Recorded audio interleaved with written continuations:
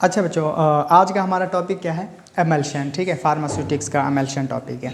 अब एमल्शन क्या होता है कि जिस तरह आपके पास ना दो लिक्विड हैं और दोनों हल पजीर नहीं हैं एक दूसरे में। जिस तरह एक हम कॉमन सी एग्जांपल मैं आपको बताता हूँ कि अगर ऑयल है ना, सरसों का तेल है, उसको पानी में डालो तो वो उसमें हल पजीर नहीं होगा। तो इसी तरह आपके पास दो लिक्विड हैं, दोनों इमिसिबल हैं, लेकिन आपने उनका क्या बनाना है, उनको मिसिबल बनाना है कि वो एक दूसरे में हल हो सके और हम उसको फिर क्या कर सकें, इस्तेमाल कर सकें।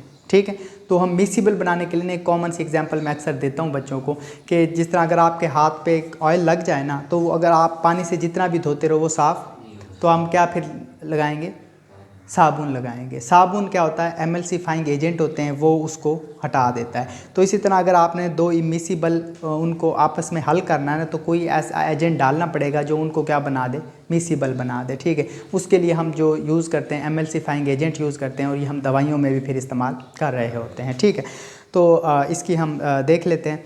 Emulsion is the dispersion in which disperse phase is compost of the small globules of a liquid distribute through out the vehicle in which the immiscible. ठीक है, जिस तरह हमने पीछे पढ़ा था, दो फेज़ होती है ना, एक डिस्पर्शन फेज़ होती है, दूसरी डिस्पर्स, एक कंटिन्यूस फेज़ होती है और एक क्या होती है बच्चों, डिसकंटिन्यूस फेज। इसमें जो डिसकंटिन्यूस फेज़ है ना, वो लिक्विड है, वो मतलब उसके ना छोटे छोटे ग्लोब्यूल्स, ठीक है, वो पूरे उसमें व्हीकल के अंदर क्या होंगे, डिस्ट्रीब्यूट होंगे। ठीक है, अच्छा, इसकी वो ये भी बाईफेजिक होती है क्योंकि दो फेजेस होते हैं जो आपस में हल नहीं होती। ठीक है, उनको हल करने के लिए हम कोई एमल्सिफाइंग एजेंट यूज़ कर रहे होते हैं ताकि वो उसको हल हो सके। ठीक है, अब इसकी दो टाइप्स होती हैं बच्चों, एक होता है ऑयल इन वाटर और दूसरा क्या होता है बच्चों, वाटर इन ऑयल। ठीक है, oil is disperse in water and water disperse in oil. ठीक है, मतलब वही कंटिन्यूस और डिसकंटिन्यूस फेज़ वाला वो आ जाएगा।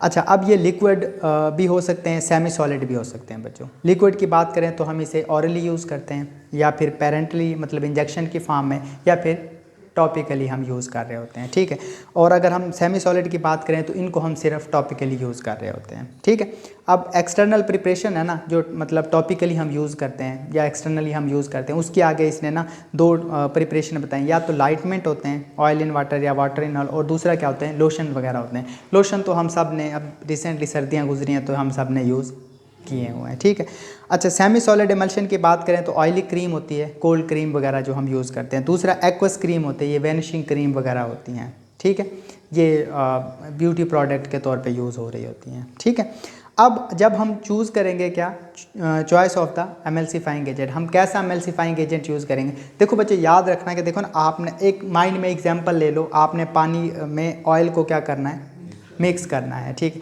तो हम जो एमल्सिफाइंग एजेंट यूज़ कर रहे हैं ना, वो उसमें क्या क्या खसूसियात होनी चाहिए वो हमने देख लेनी है। ठीक है, सबसे पहले तो वो कहता है कि वो उनके दरमियान जो टेंशन है ना, सरफेस टेंशन है, उसको कम से कम कर दे ताकि वो उसमें क्या हो सके, मिसिबल हो सके। ठीक है, दूसरे नंबर पे अगर हम उसको फॉर एग्जांपल थोड़ा सा शेक करें ना, तो पूरी उसमें वो क्या हो जाए, यूनिफॉर्मली डिस्ट्रीब्यूट हो जाए। ये ना हो कि ऊपर या नीचे मतलब डिस्ट्रीब्यूट होगा तो फिर हमारे लिए मसला करेगा। ठीक है, तीसरे नंबर पे ये नॉन टॉक्सिक होना चाहिए। ये ना हो कि वो हम बना तो लें लेकिन अगर हम यूज़ करें तो हमें वो क्या पहुंचाए, फिर नुकसान पहुंचाए। ठीक है, उसके बाद जो अच्छा ये भी है, देखो ना, हमने जब कोई दवाई बनानी होती है, जिस तरह लोशन बनाना है या लाइटमेंट बनाना है या क्रीम बनानी है, तो हमने सिर्फ मतलब ऑयल और पानी को ही मिक्स नहीं करना होता, बाकी चीज़ें भी उसमें क्या करनी होती हैं, मिक्स करनी होती है। तो वो कहता है जो अदर इंग्रेडिएंट है ना, वो भी उनके साथ वो कंपैटिबल हो, कोई मसला ना क्रिएट करे। ठीक है, able to produce maintain the required consistency. अच्छा, जैसा हमें चाहिए ना, फॉर एग्जांपल आपको गाढ़ा चाहिए तो ऐसी कंसिस्टेंसी दे ले, और अगर आपको पतला चाहिए तो वैसी कंसिस्टेंसी दे ले, मतलब ये वाली खसूसियात उसके अंदर होनी चाहिए। ठीक है, आगे है बच्चों प्रिपरेशन ऑफ द एमल्शन। इसकी हम प्रिपरेशन कैसे करते हैं।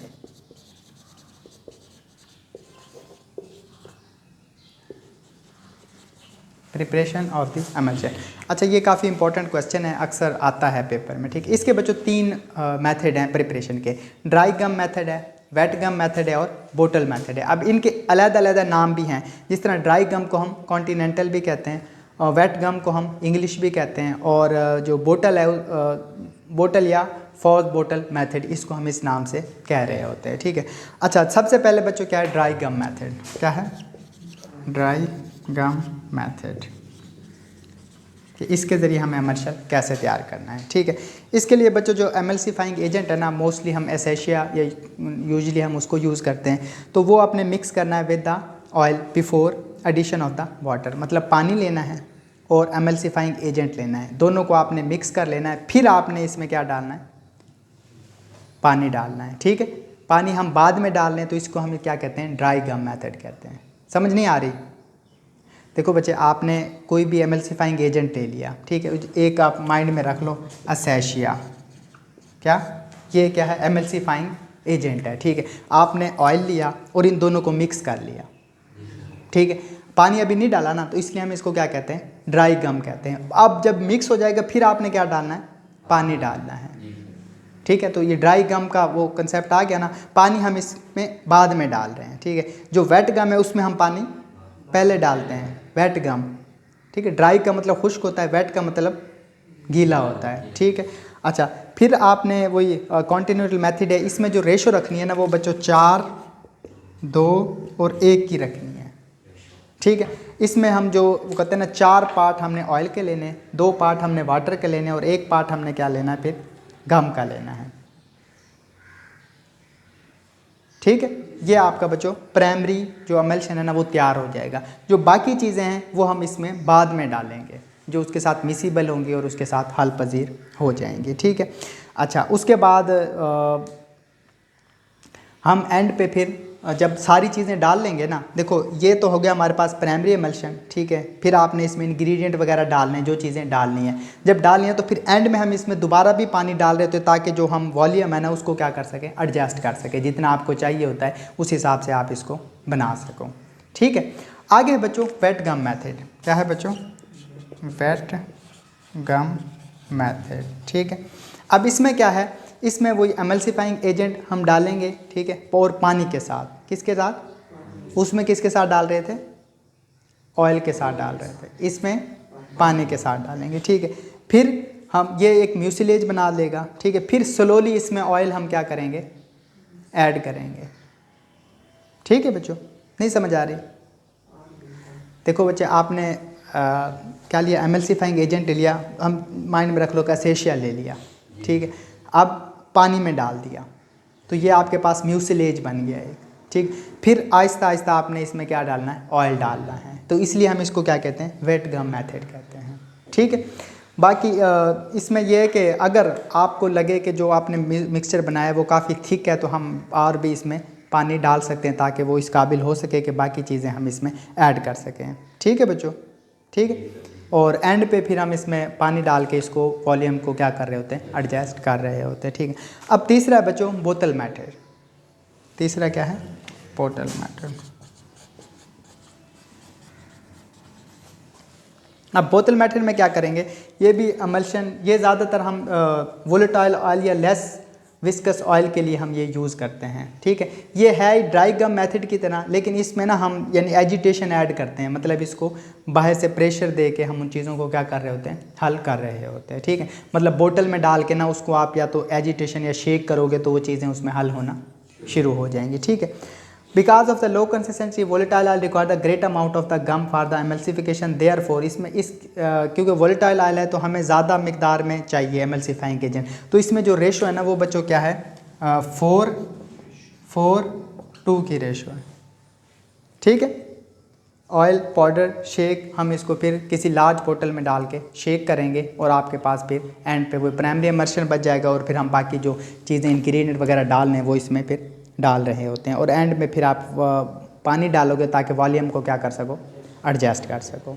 ठीक है बच्चों, ये समझ आ गई है, ड्राई गम, ठीक है, वेट गम और बोतल मेथड, ये समझो तकरीबन सेम से हैं, लेकिन इसमें हम एजिटेशन या बोतल में डाल के उसको शेक कर रहे हैं। ठीक है, इसमें हम ऐसा कुछ नहीं कर रहे। ठीक है, आगे बच्चों स्टेबिलिटी की बात है। अब जब आपने कोई फार्मूलेशन बना लिया ना, ठीक है, जो भी बनाई है, तो वो अपनी ना ओरिजिनल शेप में रहे। ये ना हो कि आपने कुछ टाइम के लिए रखी है, या तो वो मतलब सतह पे आके क्रीम बना ली है या नीचे सेटल डाउन हो गई है, वो आगे इसकी ना वो दी हुई है कि ये प्रॉब्लम हो सकती हैं। कोलेसेंस क्या है, इसमें ये होता है कि छोटे छोटे जो ग्लोब्यूल्स होते हैं ना वो आपस में फ्यूज़ कर जाते हैं। ठीक है, और बड़े ग्लोब्यूल्स बना लेते हैं। ठीक है। ये उसमें भी आपको नज़र आ रहा होगा, ये देखो ना, ये आपके पास ये था, वैसे चाहिए था कि सारे उसमें ये यूनिफॉर्मली डिस्ट्रीब्यूट हो, लेकिन ऐसे नहीं होगा। वो कुछ टाइम बाद में ऐसे बड़े बड़े क्या बना लेंगे, आपस में मिलके ग्लोब्यूल्स बना लेंगे, ठीक है। ये आप घर में भी ना एक प्याला लेना, उसमें ऑयल डाल देना, आप उसको ऐसे हिलाओगे ना तो वो सब में मिक्सअप हो जाएगा, लेकिन थोड़ी देर बाद वो दोबारा फिर सतह पे आके जमा हो जाएगा, ठीक है। दूसरे नंबर पर क्रीमिंग एंड सेडिमेंटेशन। क्रीमिंग का मतलब होता है कि सतह ऊपर आके ना जम गई है, इसे हम कहते हैं क्रीमिंग। और सेडिमेंटेशन हो गया कि नीचे जो सतह है ना उस पर आके चीज़ें जम गई हैं, ठीक है। तो ये दोनों भी नहीं होनी चाहिए, ठीक है। उसके बाद क्रैकिंग एंड ब्रेकिंग है। इसमें ये होता है कि जो आपने दो मिक्स की थी ना चीज़ें, उन्होंने लेयर बना के ना एक दूसरे से अलग हो गई हैं वो, ठीक है। तो फिर आप अगर मतलब इसको किसी स्टीरर से हिलाओगे, ठीक है, तो वो दोबारा से वो हो जाएंगे, और अगर छोड़ दोगे तो फिर दोबारा इस तरह से वो बना लेंगे, तो ये भी प्रॉब्लमेटिक। फ्लोकुलेशन क्या होता है, इसमें ये होता है कि कोई चीज़ बाहर जैसे कांटेक्ट में आएगी ना, ठीक है, अब देखो ना, आपने फॉर एग्जांपल किसी बर्तन में रखा हुआ है, बाहर से अगर कोई एक मतलब कोई समझो कि पत्ता या कोई भी चीज़ आके लगती है ना, तो वो सारा कुछ उसके साथ आके जमा हो जाएगा, इसे हम कहते हैं फ्लोकुलेशन, ठीक है। तो ये भी एक प्रॉब्लमेटिक होती है। और many mould yeast bacteria can decompose the emulsifying agent. अच्छा, इसमें ये भी देखना है कि अक्सर औकात हम बना के रख देते हैं ना, तो ये जो माइक्रोब्स हैं ये एम्पल्सिफाइंग एजेंट को यूज़ कर लेते हैं, मतलब उसको ख़राब कर देते हैं, जिससे सारा का सारा जो एमल्शन है ना वो क्या हो जाता है, ख़राब हो जाता है, ठीक है। इधर तक कोई मसला मसाइल, ठीक।